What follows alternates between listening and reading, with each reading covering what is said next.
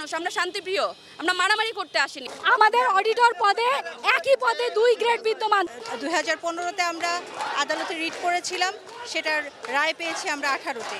Review সব কিছু শেষ হয়ে গিয়েছিল, সুপ্রিম কোর্ট থেকে শুরু করে সব রিভিউ শেষ করে আমরা 18-তে রায় পেয়েছি। সেই রায়ের আংশিক বাস্তবায়ন হয়েছে। সেই রায়টাকে অর্থ মন্ত্রণালয় থেকে একটা ভুল ব্যাখ্যা দিয়ে 61 জন রিটকারীর পক্ষে 10ম গ্রেড দেওয়া হয়েছিল, যেটার এগেইনস্টে আমরা এই দীর্ঘদিন ধরে আন্দোলন করতেছি।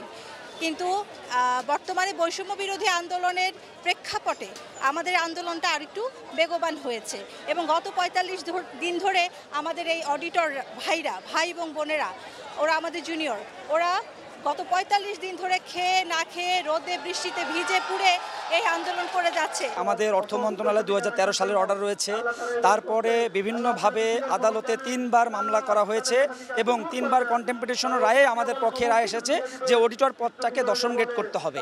এখন কিন্তু এটা কোন একটা অদৃশ্য কারণে সিএজি অফিস এটা মানছে না, ফাইন্যান্স এটা মানছে না এবং এই প্রহসন তারা 2বার জিও জারি করেছে যে শুধুমাত্র যারা রিটকারি করেছে তাদের বিরুদ্ধে তাদেরকে 10ম গ্রেড করে দেওয়ার জন্য। কিন্তু আমরা এই 24-এর বাংলায়, এই 5 আগস্টের বাংলায় যে আমরা কোনো ধরনের বৈষম্য চাই না, একই পদে 2 গ্রেড, এটা পৃথিবীর বাংলাদেশের কোথাও কেন, এটা পৃথিবীর কোথাও নাই যে একই পদে 2টা গ্রেড।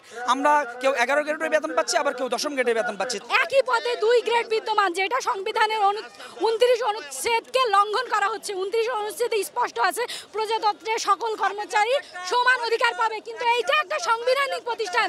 সিএজি স্যারের পদ একটা সাংবিধানিক পদ, কিন্তু তিনি ওই পদে বসে সংবিধানকে লঙ্ঘন করছে।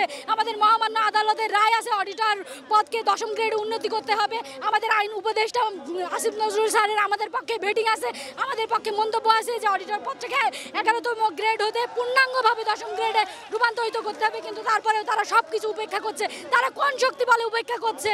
কোন দোসররা তাদেরকে শক্তি যোগাচ্ছে? আপনারা কর্তৃপক্ষের কাছে যে দয়া করে প্রশ্ন জিজ্ঞেস করেন। বৈষম্য বিরোধী আন্দোলনের মাধ্যমে যে স্বাধীন বাংলাদেশ আবার নতুন করে উজ্জীবিত হয়েছে, কিন্তু সেখানে এখনো বৈষম্য বিরাজমান।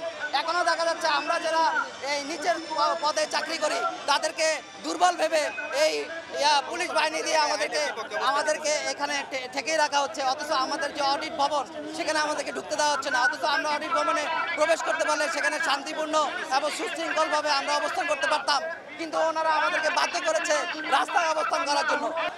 একটু শোনেন, আমাদের এখানে সমস্ত ক্যাডার অফিসাররা আমরা আছি এখানে। আমাদের সিনিয়র স্যার হঠাৎ করে একটু অসুস্থতা ফিল করতেছে, স্যারও এখানে নিচেই আছে, বাট স্যারকে আমরা এখানে আনার পাই নাই। থামেন শুনেন, আপনারা একটু কথা শুনেন। আপনাদের সাথে আমরা সমস্ত ক্যাডার অফিসাররা একমত পোষণ করতেছি। আপনাদের সাথে আমাদের প্রথম থেকে কোনো বিরোধ ছিল না, এখনো নেই। আপনারা যা চাচ্ছেন আমরাও সেটাই চাচ্ছি। আমার মনে হয় আপনারা এখন রাস্তাটা ক্লিয়ার করে দিলে আমরা কোনো ভোগান্তির কারণ হব না।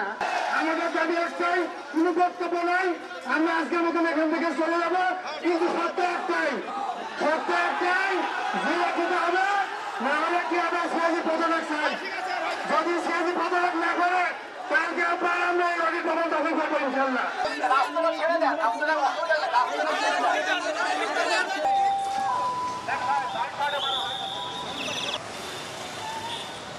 আমরা চাকরিজীবী মানুষ, আমরা শান্তিপ্রিয়, আমরা মারামারি করতে আসিনি, এখন পর্যন্ত কোনো হয়নি। আজকেই প্রথম পুলিশ এরকম একটা অপ্রীতিকর অবস্থা সৃষ্টি করলো, সেটাও হতো না, সবাই চলে যাচ্ছে, সেই অবস্থায় তারা এই একটা অবস্থা করলো।